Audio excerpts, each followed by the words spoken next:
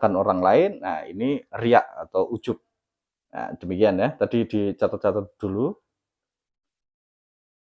Nah, bab selanjutnya, setelah kita tadi ma'rifatullah ta'ala, tata caranya bagaimana? Cinta, mencintai cinta, cintai mati yang sanggup tenaga bahagiakan hati. Cinta yang Oke ya, berarti kita pahami makrifat adalah sebuah penyaksian. Nah, penyaksian ini hasilnya arif. Maka ada al-imani arifi. Iman yang arif adalah iman yang bijaksana, yang bisa menyesuaikan segala sesuatu sesuai dengan situasi dan kondisinya. Nah, kenapa orang itu bisa menjadi arif? Bisa karena adanya penyaksian.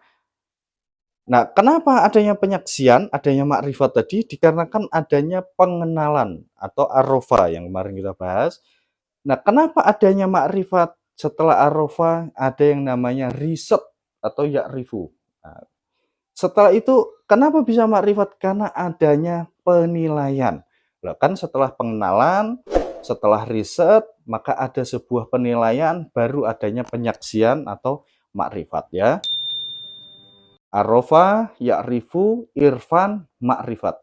Jadi adanya pengenalan, adanya riset, adanya penilaian, baru penyaksian atau makrifat. Baru nanti akan menemukan kebijaksanaan. Nah, kebijaksanaan di dalam apa? Hukum sosial kah? Atau hukum spiritual, hukum ketuhanan. Nah, kalau hukum ketuhanan berarti makrifatullah, pengenalan asmanya, pengenalan sifatnya, lalu riset sesuai dengan pengalaman kita, lalu kita menemukan sebuah penilaian, maka kita akan menemukan sebuah penyaksian. Ya, ini bab tentang makrifat. Nah, apa sih pengenalan yang pertama kali yang harus dikenali? Kita buka surat Al-Quran. Al-Quran ini terdiri dari 30 juz, 6.666 ayat, 114 surat. Semua terkandung di dalam Ummul Quran, induknya Al-Quran yaitu Al-Fatihah. Nah, kita buka Al-Fatihah yang memang di mana Al-Fatihah ini ada kalimat ihdinas siratal mustaqim.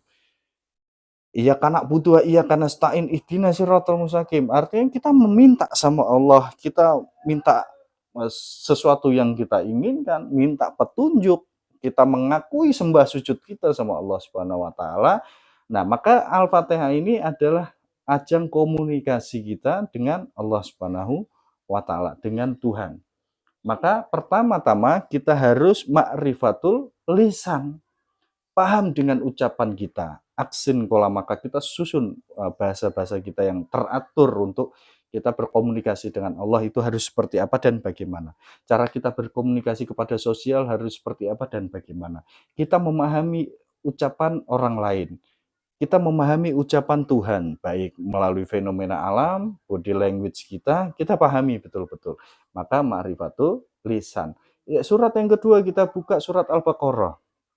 Al-Baqarah itu menceritakan tentang bagaimana sejarah kehidupan, sejarah nabi-nabi sebelum Rasulullah Muhammad Shallallahu Alaihi Wasallam, lalu sejarah bagaimana tentang kejadian alam semesta dan lain-lain sebagainya. Nah, maka yang kedua harus makrifatul alam. Maka kalau orang tua zaman dulu tuh kalau alif lam mim apa sih? Ya baca aja di los ngono. Alif lam mim dibaca tidak diwaca alam. Jadi kalau dibaca semua itu alam. Maka yang kedua makrifatul alam. Makrifatul lisan yang pertama, makrifatul alam yang kedua. Jadi boleh dicatat dulu. Makrifatul lisan, makrifatul alam. Kenapa harus makrifatul lisan? Enggak langsung makrifatul alam, karena malu bertanya sesat di jalan ya. Malu bertanya sesat di jalan, maka harus makrifatul lisan dulu. Maka ada kalimat ihdinas siratal mustaqim, minta petunjuk di jalan yang lurus. Untuk apa sih? Untuk hidup di alam semesta ini. Nah, jadi seperti itu. Nah, setelah itu kita buka surat berikutnya setelah Al-Baqarah, ternyata kita dapati surat Ali Imran. Ali Imran adalah sebuah cerita yang dimana menceritakan sosok tentang seorang sosok. yang namanya Ali Imran. Nah, insan, bahwa Ali Imran ini kan insan, karena orang yang sudah menemukan kesadaran, orang yang sudah mengenal dirinya, mengenal kesalahannya, mengenal kebenarannya, mengenal ilmunya, sehingga bisa syiar, nah, menjadi insan, sudah mengenal Tuhan. Maka ma'rifatul insan. Yang pertama ma'rifatul lisan, ma'rifatul alam, yang ketiga ma'rifatul insan. Kita juga insan juga. Apabila kita sudah mengenal, kita tidak menjadi goib. Sekarang kita masih goib. Besok makan apa kita nggak tahu, besok kawin sama siapa nggak tahu. Tapi Allah nyata. Allah sifatnya jelas, kekuasaannya jelas, kasih sayangnya jelas. Hanya kita kurang peka untuk menyadari dan mensyukurinya. Nah, maka ma'rifatul insan. Nah, setelah ma'rifatul insan, kita kenal diri kita kenal diri orang lain, memahami diri kita, memahami diri orang lain, maka surat yang berikutnya, yang terakhir itu, Qul huwallahu ahad. Diceritakan tentang keesaan Allah. Bab-bab tentang Allah itu bagaimana. Maka ma'rifatullah ta'ala. Ya, jadi sebelum ma'rifatullah ta'ala harus ma'rifatul lisan, kenal bahasa, ma'rifatul alam, kenal alam, ma'rifatul insan, kenal diri, maka ada bahasa atau kalimat man arrafa nafsahu faqad arrafa rabbahu, kenal dirimu maka kenal Tuhan, maka baru kita ketemu ma'rifatullah, qul huwallahu ahad, bahwa Allah ini esa, esa adalah satu dan satu adalah tunggal.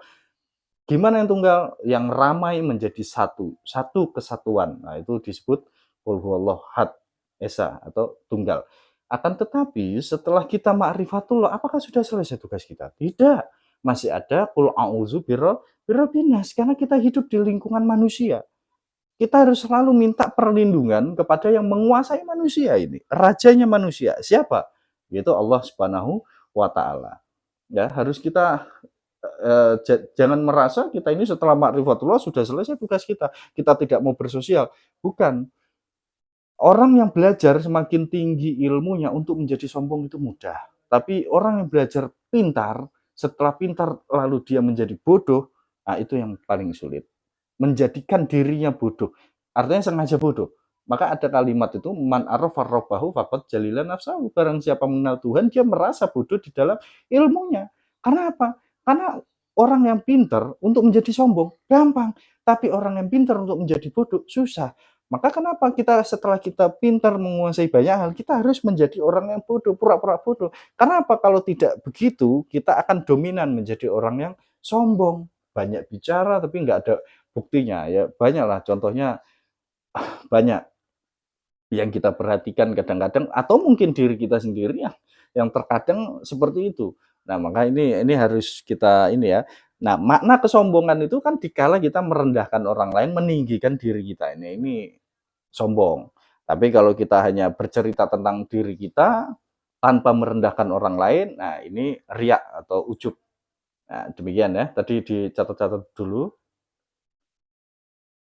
Nah, bab selanjutnya, setelah kita tadi ma'rifatullah ta'ala, tata caranya bagaimana?